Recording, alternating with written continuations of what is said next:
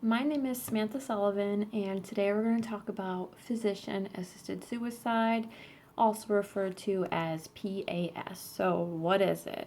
It's generally referred to as the practice in which the physician provides the patient with a lethal dose of medication upon the patient's request, and then the patient uses it to end his or her own life.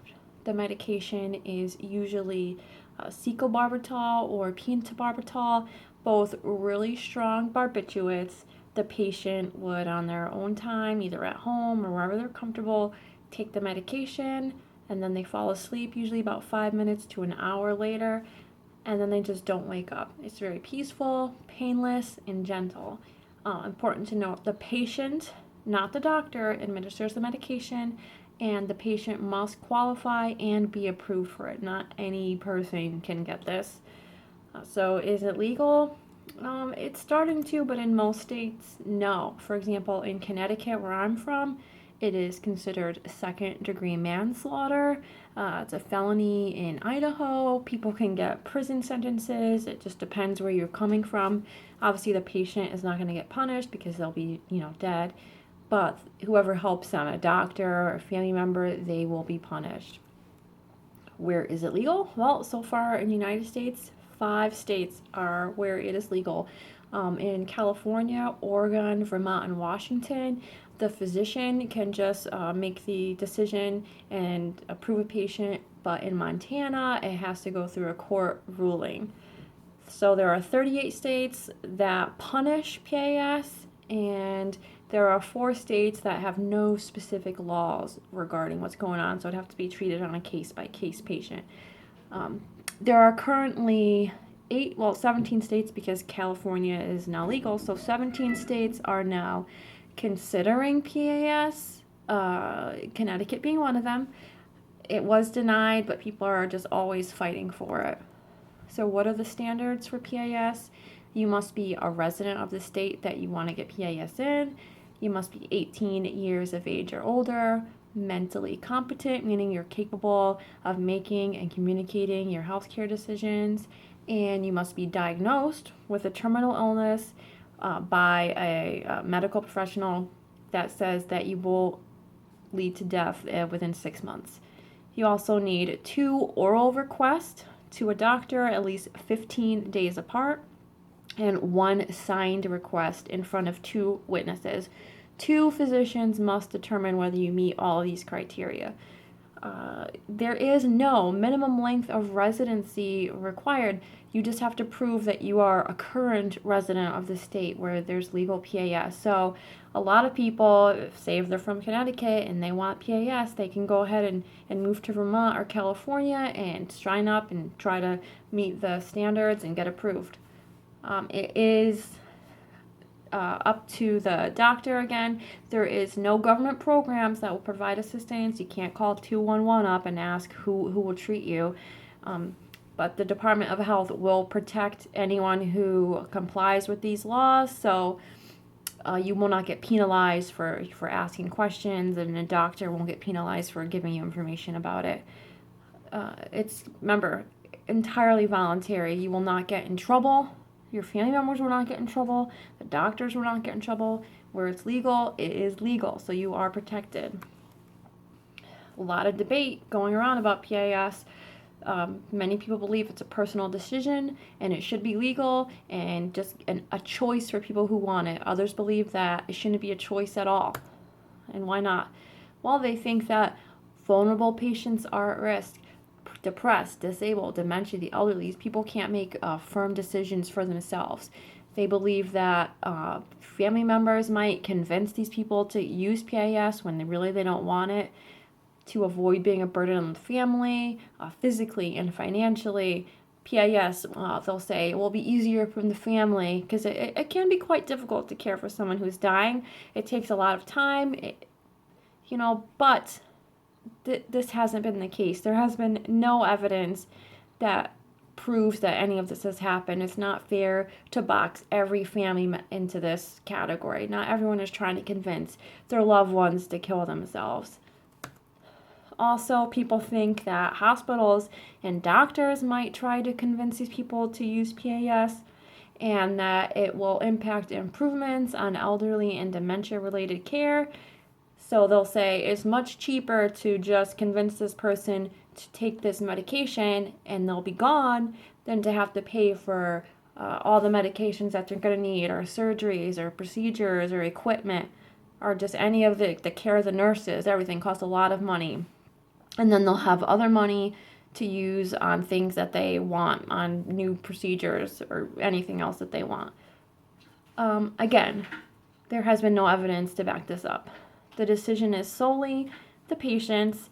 There has been no increase of PAS in vulnerable populations. Actually, the large majority of patients who receive the lethal prescriptions have terminal cancer. They were white. They had some college education.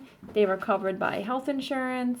And their main concerns were loss of autonomy, loss of dignity, and inability to participate in activities that make their life enjoyable.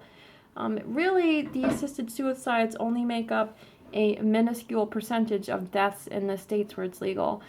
In 2013, only 0.21% of deaths in Oregon resulted from the Death with Dignity Act, their law for PAS. Oregon has the highest amount of assisted suicides, and theirs is only 0.21. That is a tiny number. And even of those people, for example, in 2015, of 218 people that filled prescriptions for these lethal doses, only 132 actually went through and used them. It's a decision that can be made whenever they want, if they want it just in case of an emergency, if they think, wow, I can't handle this is too much, I'm not me anymore, or it's too painful. It's up to them when they want to use it. Other people say that we don't need PAS because we have other ways to treat pain. We have better pain management. Kill the pain, not the patient, although this is not true all the time, because often the side effects of pain meds impair respiration and they hasten death anyways. They think that we should just put them in palliative care because it's supposed to address all these needs, or use continuous sedation, which puts people in and out of consciousness, keeps them under, they don't have to actually experience the painful parts of their death.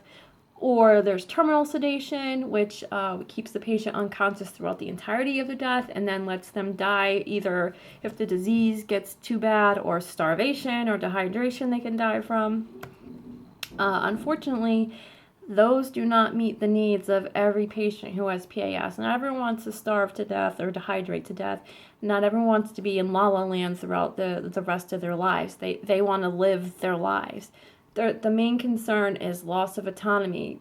Inadequate pain control is down at the bottom, right above financial implications of treatment. They're concerned with having dignity. They want to enjoy their life. They want to be in control of their bodily functions. And yes, being a burden is on there, but it doesn't mean that the family is going to pressure them. People that love their family members, they don't want to have to consume their lives with taking care of them. Again, no one is asking for the forced use of assisted suicide. Citizens just want the choice.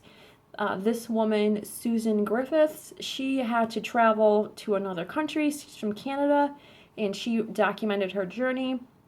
And in her last hours, she begged Canada to give this opportunity to other people. She was already experiencing some lots of troubling ailments in her disease, and she did not want to get any worse. She wanted to die knowing who she was and being the person that she always has been. Remember, she says that not everyone is going to want it, but guess what? Some people do, and they should be allowed. And then we have people like John Payton. He had ALS. He was completely dependent on other people, paralyzed from the neck down.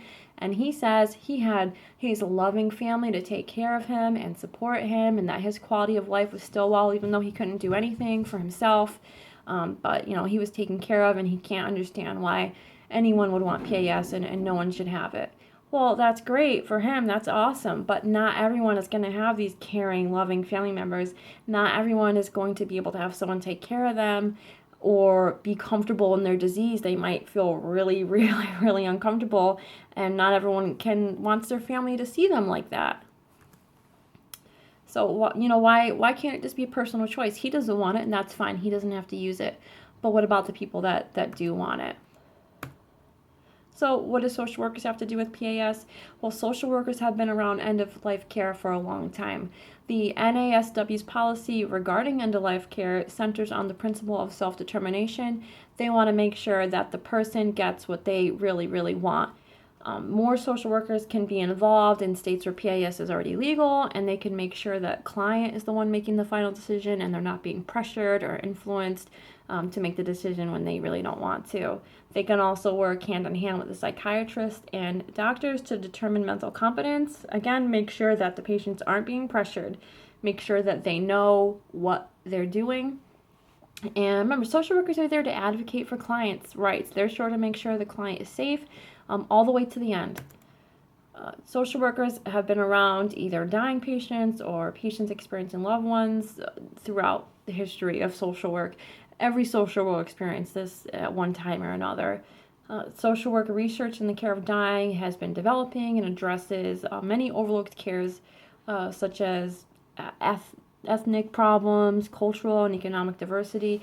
These are the things that go with PAS, or is everyone receiving the same treatment? Improvements in medical science and health have shown that people are now living longer, and they usually die in old age and with chronic illness. So as this population increases, the greater percentage they will make of social workers' clients. So they're definitely in need and in demand for this population. Social workers, no matter what field they're in, they should be educated in end-of-life care options and be prepared to answer questions about PAS and other end-of-life subjects. They should know the laws in their states. It's important to understand the motives and reasons of each patient who desires a hastened death, and social workers can provide the service. Terminal patients deserve to be heard just like every other patient, and they should have the right to make their own decisions free from influence, and social workers can definitely help mediate these decisions.